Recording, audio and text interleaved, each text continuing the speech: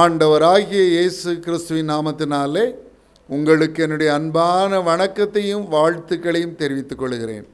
நம்முடைய தியானத்திற்கு ஆதாரமாக ஆதியாகமம் 2வது அதிகாரம் 18வது வசனம். ஆதியாகமம் 2வது அதிகாரம் 18வது வசனம். பின்பு தேவனாகிய கர்த்தர், மனுஷன் தனிமையாயிருப்பது நல்லதல்ல, ஏற்ற துணையை அவனுக்கு உண்டாக்குவேன் என்றார். மனுஷன் தனிமையாயிருப்பது நல்லதல்ல, ஏற்ற துணையை அவனுக்கு உண்டாக்குவேன். திருமணம் என்னும் ஆசீர்வாதத்திற்காய் அதை எதிர்நோக்கி காத்திருக்கிற பிள்ளைகளுக்காக, வாலிப தம்பி தங்கைகளுக்காக, அவர்தம் பெற்றோருக்காக இந்த நிகழ்ச்சியை நான் ஏற்பாடு செய்தேன். அன்பு பிள்ளைகளே, அன்பு பெற்றோரே, ஒவ்வொருவருக்கும் ஏற்ற துணையை ஆண்டவர் இந்த உலகத்திலே வைத்திருக்கிறார். ஆகவே திருமணம் என்னும் ஆசீர்வாதம் தாமதமாகிறதே, திருமண ஒழுங்குகள் தடைபடுகிறதே, திருமண காரியங்கள் தடங்கலாக மாறுகிறதே என்று சொல்லி நீங்கள் கண்ணீர் விடாதீர்கள், கலங்கி தவிக்காதீர்கள், உங்கள் இருதயம் கலங்காதிருப்பதாக.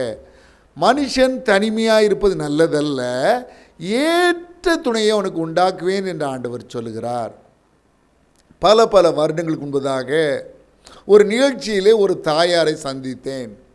அவர்கள் சொன்னார்கள், என் மகளுக்கு நான் பல்வேறு இடங்களிலே திருமணம் ஒழுங்கு செய்கிறேன், ஒழுங்காவது போல தோன்றும், கடைசி நேரத்தில் ஏதாவது தடங்கள் வந்து திருமண காரியங்கள் முறிவு பெற்றுகிறது, உடைந்து விடுகிறது, தடைகள் வந்து விடுகிறது. பல இடங்களிலே என் மகளுக்கு மாப்பிள்ளை தேடினேன், எல்லாம் தடையாக முடிந்து விடுகிறதே என்று வருத்தத்தோடு சொன்னார்கள்.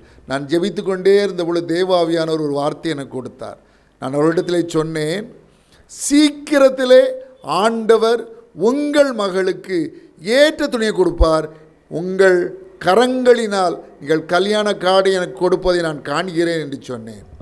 அதே போல் நான் சொல்லி சில தினங்களுக்குள் திருமணம் ஒழுங்காகி அதே போல் அவர்கள் தன் கரங்களினால் திருமண கார்டு என் கரங்களிலே கொடுத்தார்கள். ஆண்டவர் வாக்குத்தத்தம் பண்ணினவர் உண்மையுள்ளவராக இருக்கிறார். எபிரேயர் 10:23 சொல்கிறது, மனுஷன் தனிமையாக இருப்பது நல்லதில்லைன்னு சொன்ன ஆண்டவர் உங்கள் பிள்ளைக்கு ஏற்ற துணையை கொடுக்காமல் இருப்பாரா? உங்கள் மகளுக்கு ஏற்ற மணமகனை கொடுக்காமல் இருப்பாரா? உங்கள் மகனுக்கு ஏற்ற மணமகளை கொடுக்காமல் இருப்பாரா? கட்டாயம் கொடுப்பார். ஆகவே விசுவாசத்தோடு நீங்கள் இருங்கள். ஆண்டவர் அவரவருக்கு ஏற்ற அந்த வாலிப தம்பி தங்கைகளை உங்களுக்கு ஏற்ற துணையை கொடுக்க ஆண்டவர் ஆவல் உள்ளவராக இருக்கிறார். ஏன் அவர் மனிதனை உருவாக்கினாராம்? தேவ பக்தி உள்ள சந்ததியை பெறும்படி தான் அவர் மனுஷனை உருவாக்கினாராம். ஆகவே உங்கள் பிள்ளைகளுக்கு ஏற்ற துணையை கொடுத்து அவர்கள் மூலமாக தேவ பக்தி உள்ள ஒரு சந்ததி உருவாக வேண்டும் என்பதுதான் அவர்களை குறித்த தேவனுடைய சித்தம். ஆகவே திருமண விஷயங்களில் தடங்கள் ஏற்படுகிறது, தட்டி போகிறது, தடைகள் ஏற்படுகிறது என்றெல்லாம் நீங்கள் கலங்கக்கூடாது. ஆண்டவர் எப்படிப்பட்டவரா? மீகா தீர்க்கதரிசியின் புத்தகம் 2ஆம் அதிகாரம் 13ஆம் வசனம் ஆண்டவருடைய ஒரு சுவாபத்தை பற்றி, ஆண்டவருடைய ஒரு பண்பை பற்றி, ஆண்டவர் செய்கிற ஒரு காரியத்தை பற்றி சொல்கிறது. அந்த வசனத்தை நான் வாசிக்கிறேன், கவனமாய் கேளுங்கள். மீகா தீர்க்கதரிசியின் புத்தகம் 2வது அதிகாரம் 13ஆம் வசனம், தடைகளை நீக்கி போடுகிறவர் அவர்களுக்கு முன்பாக நடந்து போகிறார். தடைகளை நீக்கி போடுகிறவர் ஆண்டவர் உங்களுக்கு முன்பாக நடந்து போகிறார். அவர்கள் தடைகளை நீக்கி வாசலால் உட்பிரவேசித்து கடந்து போவார்கள். அவர்கள் ராஜா அவர்களுக்கு முன்பாக போவார், கர்த்தர் அவர்கள் முன்னணியில் நடந்து போவார். தடைகளை நீக்கி போகிறவர் உங்கள் பிள்ளைகளை சுற்றி காணப்படுகின்ற திருமண தடைகளை நீக்கி போடுவார், உடைத்து எறிவார்.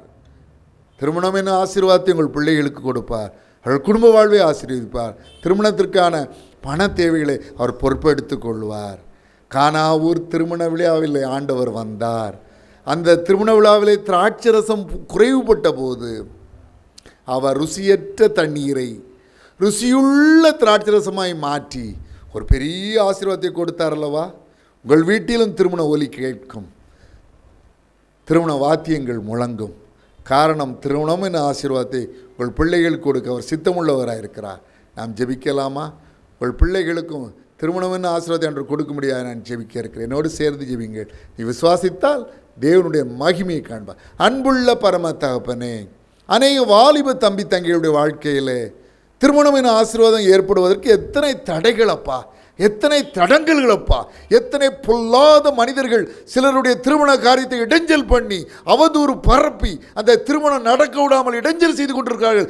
இயேசு கிறிஸ்துவின் பலமுள்ள நாமத்தினாலே அப்படிப்பட்ட பொல்லாத துர்குணமான மனிதர்களுடைய வார்த்தைகளை சபிக்கிறேன், அப்புறப்படுத்துகிறேன், அகற்றி போடுகிறேன்.